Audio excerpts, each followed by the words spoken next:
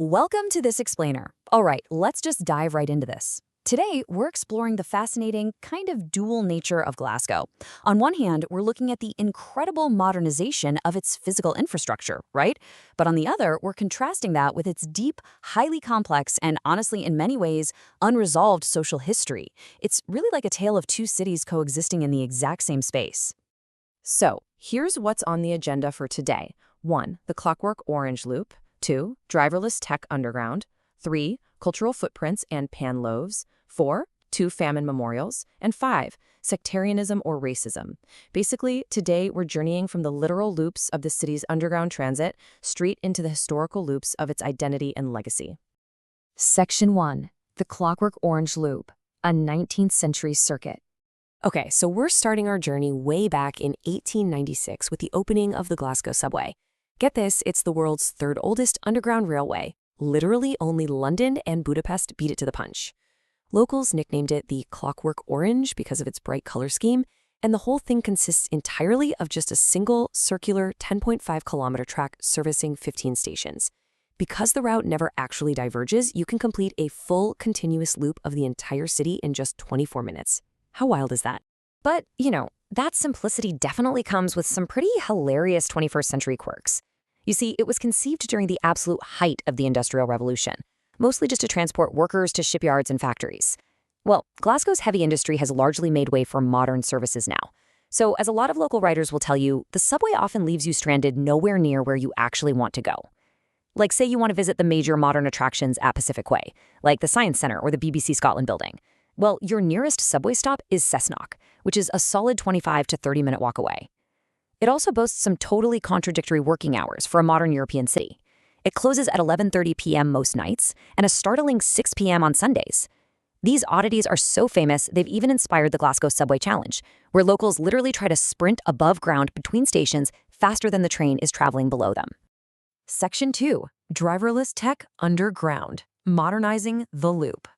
Now, despite its beautifully antiquated route and, frankly, its early bedtimes, this historic loop is currently undergoing its first major enhancement in 40 years.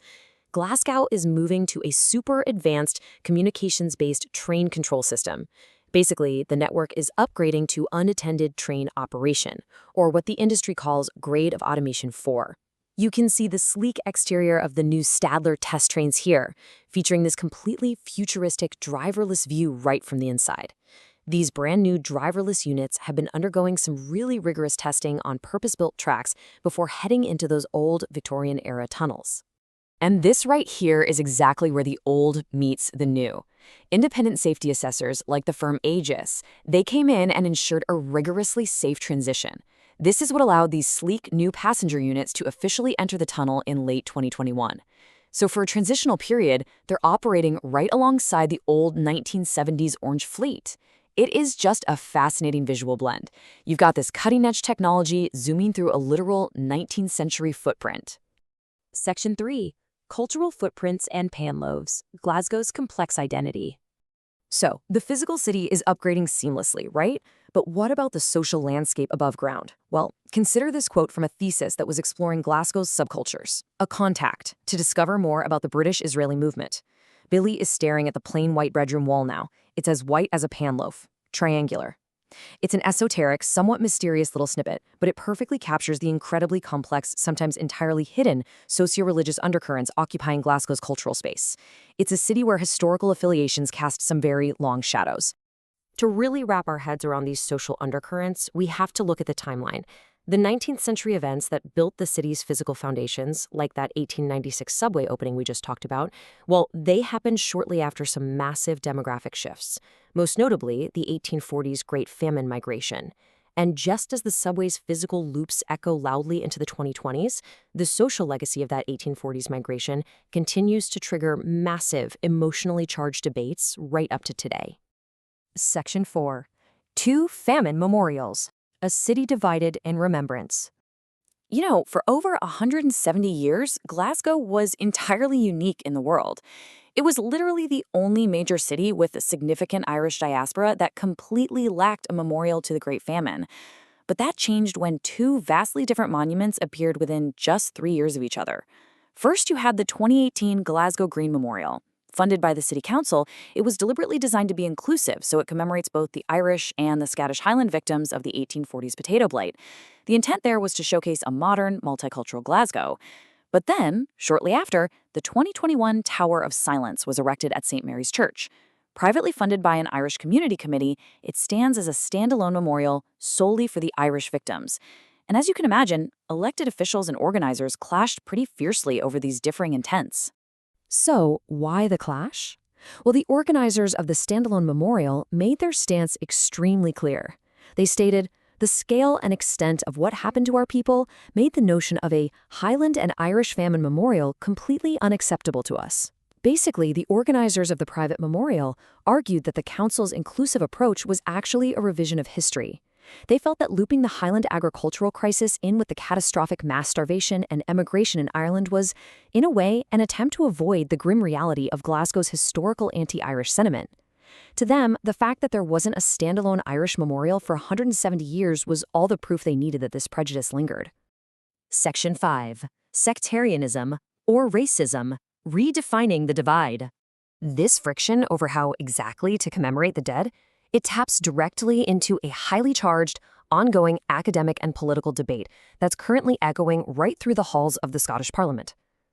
It really comes down to a battle over definitions. See, for decades, the friction in Glasgow has been labeled sectarianism, which is generally defined as intra-Christian religious bigotry, a two-way street of tension between Protestants and Catholics. But increasingly, elected officials, academics, and community groups are debating whether the term sectarianism is actually just a huge misnomer. They're arguing that this label masks the true problem, which they define as systemic, ethnic, anti-Irish racism.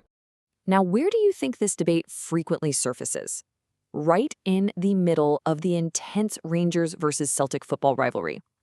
A prime example of this is the singing of the famine song by some football fans. The public reaction to this is sharply divided.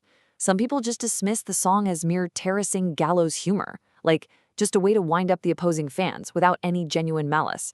But others absolutely condemn it. They view it as an explicit hate crime and a blatant display of anti-Irish racism that the city has basically tolerated for far too long. So the political discourse is rapidly shifting. Politicians are increasingly pushing to just retire the sectarianism label entirely. In fact, in 2021, the Glasgow City Council passed a motion explicitly condemning anti-Irish racism. The argument from these officials is that sectarianism implies a two-way street with equal blame on both sides, whereas racism acknowledges specific perpetrators and specific victims. They are demanding a shift in focus away from mere religious differences and toward ethnic relations. They're insisting that the Irish in Scotland be recognized as a historically racialized minority. By calling it racism, they argue, the city is finally forced to face its history head-on, without hiding behind the comfortable cover of a religious both sides argument. Which brings us to our final thought. As Glasgow's brand new, automated, driverless trains prepare to loop seamlessly below ground on tracks laid by 19th century workers, we're really left to wonder, is upgrading physical technology ultimately much, much easier than resolving a city's deep-rooted historical legacy? Can a city ever truly modernize its future if it hasn't fully agreed on how to categorize its past? Definitely something to think about.